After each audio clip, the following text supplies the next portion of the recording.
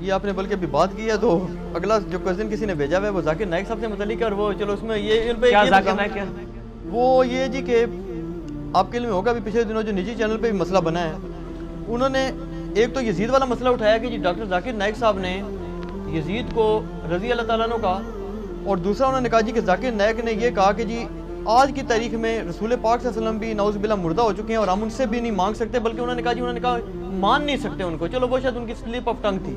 تو اس بارے میں تھوڑا وضاحت فرما دیں کہ آیا یہ کلمات کفر ہیں؟ یزید کو رضی اللہ تعالیٰ عنہ کہنا یا رسول پاک صلی اللہ علیہ وسلم کو نعوذ باللہ مردہ کہنا، کیا کلمہ کفر ہے یہ؟ پہلی بات تو یہ ہے میرے بھائی کہ یہ آج کل جو کچھ ہمارے ٹی وی چینلز کے اوپر مذہبی منافرت اور تکفیری سوچ عام کی جا رہی ہے نا، پیمرا کو اور چیف جسٹس کو اس کا نوٹس لینا چاہیے۔ ایسے تمام اینکرز اور علماء کے اوپر پابندی ہونی چاہیے جو مذہبی منافرت پھیلا رہے ہیں۔ مذہبی اختلاف کا سب سے بڑا میں حامی ہوں، اختلاف رائے کریں دلائل کے ساتھ۔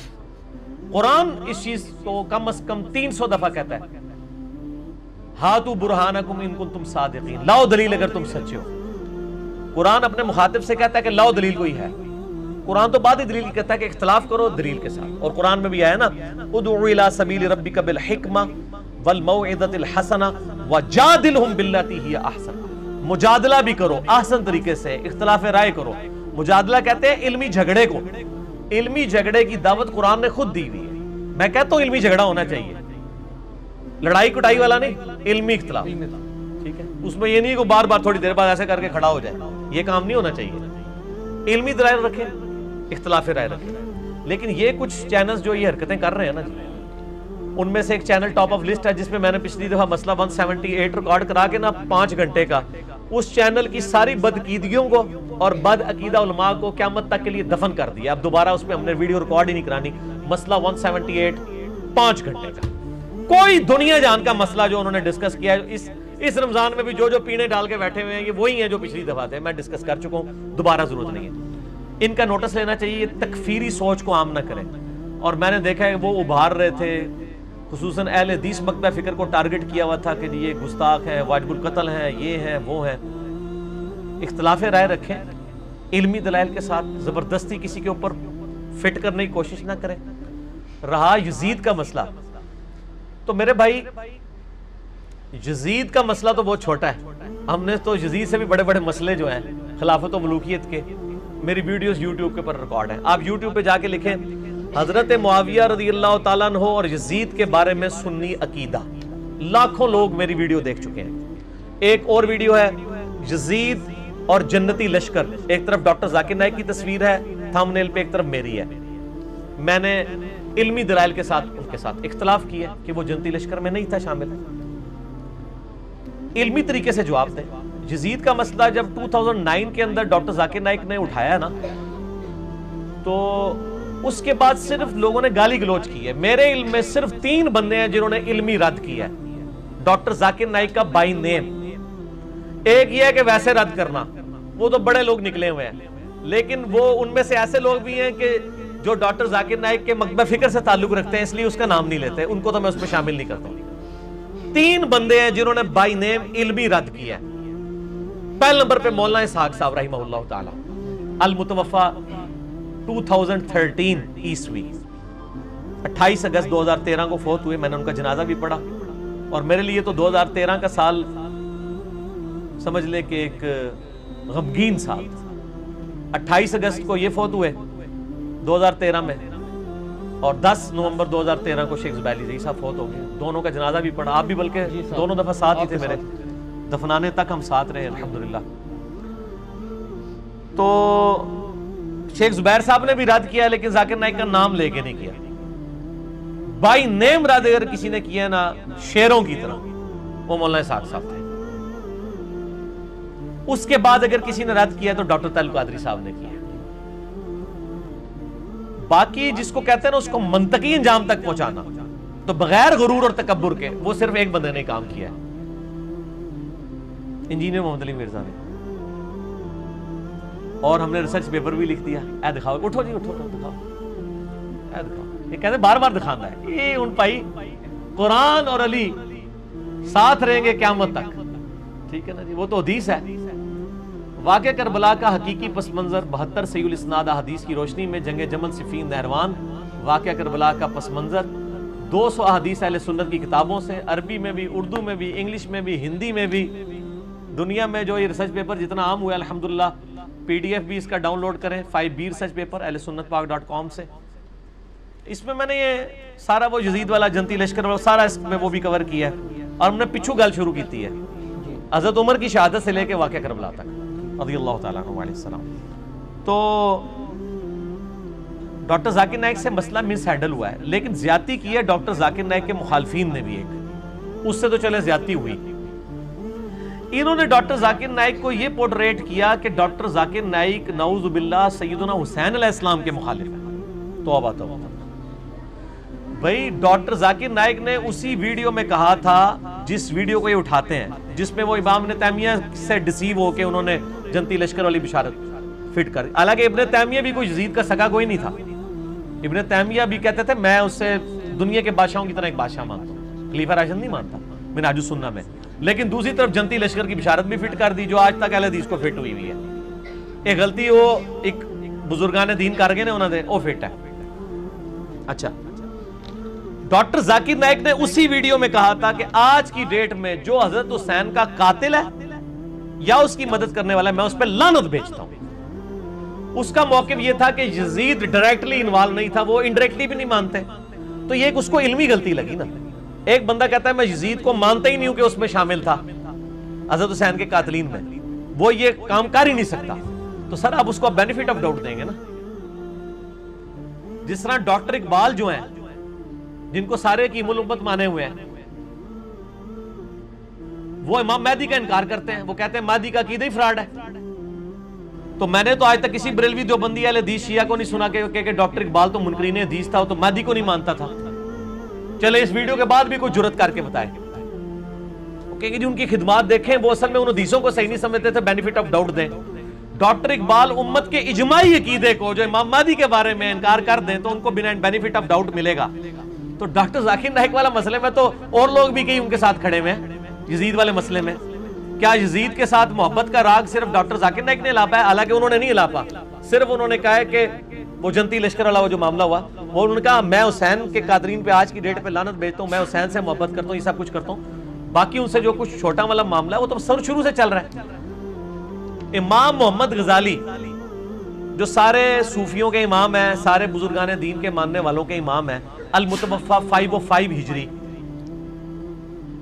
امام غزالی کی بزرگی پہ تو کسی کو شک نہیں ہے.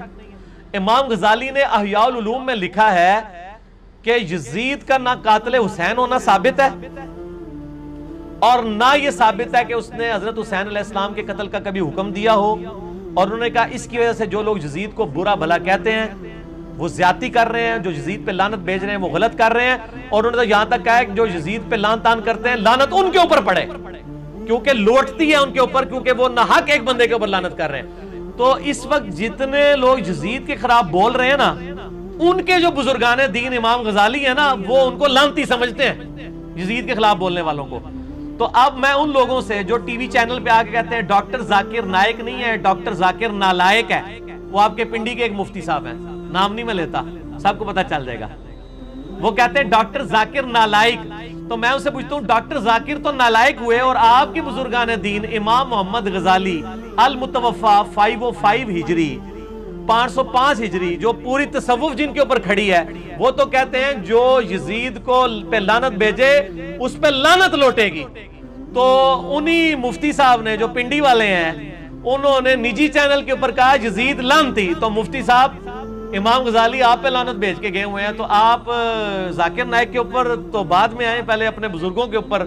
اب آپ فیصلہ کریں آپ دونوں میں سے کس پہ لعنت لوٹ رہی ہے. ہاں انجینئرنگ کی تھی میں کہ امام غزالی فرما رہے جو یزید تے لعنت بھیجے وہ لعنتی، اور پنڈی والے مفتی صاحب نے کہا ہے کہ یزید لعنتی. ان پنڈی والے مفتی صاحب دے اپنے اوتے لعنت آئی ہے یا یزید اوتے گئی ہے یا امام غزالی اوتے گئی ہے؟ پھکی ساڑھے کو تو پھر اس طرح دے جواب جے اے کلپ چڑھے گا نا انشاءاللہ تعالیٰ سارا دی طبیعت صاف ہو جائے گی. ہم سب کو ایک اصول پہ غلط سمجھتے ہیں. میں نے امام غزالی کرا تھا آپ کو پتا ہے 2014 میں مسئلہ 101 ریکارڈ کرایا تھا، خلافت و ملوکیت، صحیح مسئلہ خروج اور فکر حسین حق پرستی کی علامت ہے. میں نے اس میں کہا تھا کہ امام غزالی بھی یزید والے مسئلے میں غلط ہیں اور امام ابن تیمیہ بھی غلط ہیں اور ڈاکٹر ذاکر نائک بھی غلط ہیں، لیکن میں نے غزالی کی تکفیر تو نہیں کر دی اس مسئلے میں۔ اگر اس مسئلے میں تکفیر بنتی ہے تو پہلے امام غزالی کی تکفیر کریں یہ لوگ جو ڈاکٹر ذاکر نائک کی یزید کے مسئلے میں اگر وہ کر رہے ہیں تکفیر، تو کہیں گے نہیں اس کی بھی غلطی، اس کی انشاءاللہ وہ فارغ ہو جائیں گے۔ میں کوئی ڈاکٹر ذاکر نائک کا یعنی اس کا چمچہ نہیں ہوں، میں سب سے پہلے میں نے ویڈیو اس کے خلاف ریکارڈ کرائی ہیں اور سچ پیپر لکھے اس کو ای میلز کی، لیکن ایک خاص لمٹ سے آپ کو آگے نہیں جانے دیں گے۔ حضرت امیر معاویہ رضی اللہ تعالیٰ کی غلطیاں بخاری مسلم سے ضرور بیان کریں، ہم آپ کو نہیں روکیں گے، لیکن آپ جب ان پہ لعنت کرنی شروع کریں گے پھر ہم حضرت معاویہ کے دفاع کے ساتھ کھڑے ہو جائیں گے کہ نہیں، جو بندہ فوت ہو چکا ہے اس پہ آپ کو لعنت کرنے کا حق نہیں ہے، جو صحابی تھے۔ میرا یوٹیوب پہ کلپ بھی حضرت معاویہ پہ لعنت کرنا حرام ہے، لیکن لمٹ نہیں کراس کرنی، ایگزیجریشن نہیں کرنی۔ یہاں کیا کرتے ہیں، جس کو 10 ہوتا ہے نا اس کے ساتھ 3 صفریں لگا کے 1000 بنا دیتے ہیں، جو 1000 ہوتا ہے اس کے تینوں ہی اڑا دیتے ہیں، جس کو بڑھایا بڑھا ہی دیا، جس کو کم کیا کم ہی کر دیا۔ تو ڈاکٹر ذاکر نائک کا بھی مسئلہ ہے کہ ہم اس سے علمی اختلاف رکھتے ہیں، اس مسئلے میں تو اس کی تکفیر نہیں بنتی قطعاً، اگر بنتی ہے تو ڈاکٹر ذاکر نائک سے پہلے امام غزالی نے یہ کیا، پھر ان کے بعد جو عبد المغیث نامی ایک بہت بڑے عالم دین گزرے ہیں جن کے رد پہ کتاب لکھی تھی امام ابن جوزی نے، الرد علی المتعصب العنید المانع من ذم یزید، یہ اس سرکش کا رد ہے جو یزید کو برا نہیں کہتا۔ اس کتاب کے رائٹر کون ہے؟ امام ابن جوزی المتوفا 597 ہجری، جو شاگرد ہیں شیخ عبد القادر جیلانی رحمۃ اللہ علیہ المتوفا 571 ہجری کے۔ ابن جوزی شاگرد ہے شیخ عبد القادر جیلانی رحمۃ اللہ علیہ کا اور محدث ہے۔ اگر مجھ سے پوچھیں تو وہ علم میں اور حدیث کی فیلڈ میں شیخ عبد القادر جیلانی سے اوپر ہیں۔ یہ ہو سکتا ہے کہ شاگرد استاد سے آگے نکل جائے، حدیث کی فیلڈ میں شیخ عبد القادر جیلانی سے بہت اوپر ہے، ویسے ان کے شاگرد امام ابن جوزی۔ ان کی کتاب دیوبند ترجمے سے چھاپی ہے، ہماری ویب سائٹ اہلسنتپاک.com میں بکس والے پورشن میں 9 نمبر 10 نمبر کے اوپر یہ کتاب موجود ہے، اردو ترجمے کے ساتھ۔ شاہ نفیس اکیڈمی لاہور سے دیوبندیوں نے شائع کی ہے، انہوں نے چھوڑا ہی کچھ نہیں ہے یزید کا۔ تو وہ جس زمانے میں وہ لکھی گئی اس زمانے میں یزید کے طرفدار موجود تھے، ان لوگوں کو بھی آپ لینا حاضر کریں، ٹھیک ہے؟ سب کو کہہ رہے، میں یہ نہیں کہہ رہا کہ ڈاکٹر ذاکر نائک کو چھوڑ دیں، نہ، یہ دوسرے لوگ ہوتے ہیں جو یہ کہتے ہیں کہ یار پتر تو کیوں فیل ہویا، ابا جی تھوڑے دوست دا منڈا بھی فیل ہو گیا لہذا منو بھی چھوڑ دو۔ نہیں، میں کہتا ہوں سارے کے ابوں کو ایک جگہ حاضر کریں۔ باقی لوگ کیا کرتے ہیں، مناظروں میں بیٹھتے ہیں اور مناظرے کی پہلی شرط رکھتے ہیں کہ اگر آپ نے ہماری کو گستاخانہ عبارت نکالی اور اسی لیول کی آپ کے بزرگ کی بھی نکل آئی تو وہ نیوٹرل ہو جائے گی، پھر دونوں کو معافی مل جائے گی۔